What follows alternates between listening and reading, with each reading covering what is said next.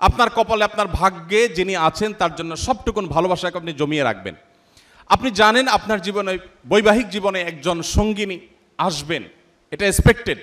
কিন্তু আপনি এখন থেকে যদি কোথাও প্রেমের নামে অবৈধ সম্পর্ক করেন, অবৈধ রিলেশন করেন, হারাম সম্পর্ক স্থাপন করেন, তাহলে দিন শেষে আপনি কিন্তু আপনার সেই হবু স্ত্রীর সাথে বিশ্বাসঘাতকতা করলেন। একজন নারী হিসাবে আপনি যদি কোনো ছেলের সাথে অবৈধ সম্পর্ক করেন জাস্ট সময় কাটানোর জন্য, জাস্ট টাইম পাস করার জন্য, তাহলে আপনি আপনার সেই হবু স্বামীর সাথে বেঈমানি করলেন, আপনি তার সাথে বিশ্বাসঘাতকতা করলেন। ইসলাম আজকের পৃথিবী যেরকম বৈবাহিক জীবনে অন্য কারোর সাথে রিলেশনকে খারাপভাবে দেখে, ইসলাম তার চাইতে আগে থেকে আমাদেরকে এ ধরনের অনাচার থেকে, এ ধরনের হারাম সম্পর্ক থেকে বেঁচে থাকতে বলে। গোটা পৃথিবী বলবে আপনার যৌবনকে আপনি এনজয় করেন, আপনি যৌবনের উচ্ছলতায় হারিয়ে যান, আপনি ভোগ করেন। ইসলাম আপনাকে বলবে আপনি কন্ট্রোল করেন, আপনি নিজেকে নিয়ন্ত্রণ করেন। নবী করিম সাল্লাল্লাহু আলাইহি ওয়াসাল্লাম তার তারুণ্যকে এইভাবে তিনি সংরক্ষণ করেছেন। এজন্য আপনাদের তারুণ্যে যেন কালিমা না লাগে।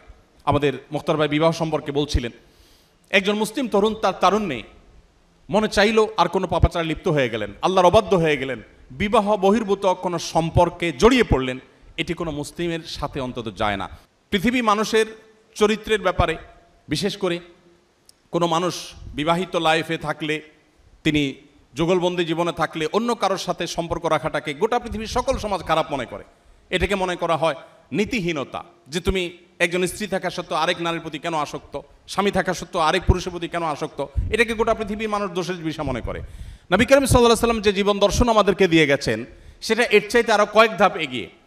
সেটা হলো আল্লাহ আপনাকে যে তারুণ্য দিয়েছেন, এ তারুণ্যের সবটুকুন ভালোবাসা আপনি জমিয়ে রাখবেন আপনার সে জীবন সঙ্গিনীর জন্য।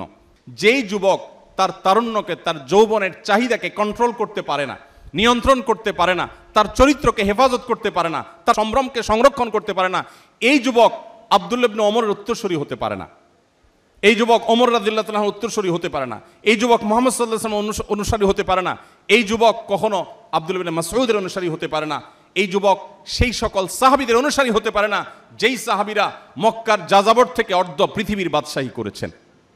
আপনি তাদের অনুসারী, তাদের সেই নবীর উম্মত যে নবী তার যৌবনকে হেফাজত করেছেন এবং হেফাজত রাখতে বলেছেন। অতএব এই সংগ্রামে আমাদেরকে জিততে হবে এবং জয়ী হতে হবে। আল্লাহ তাআলা আমাদের সবাইকে সেই তৌফিক দান করুন।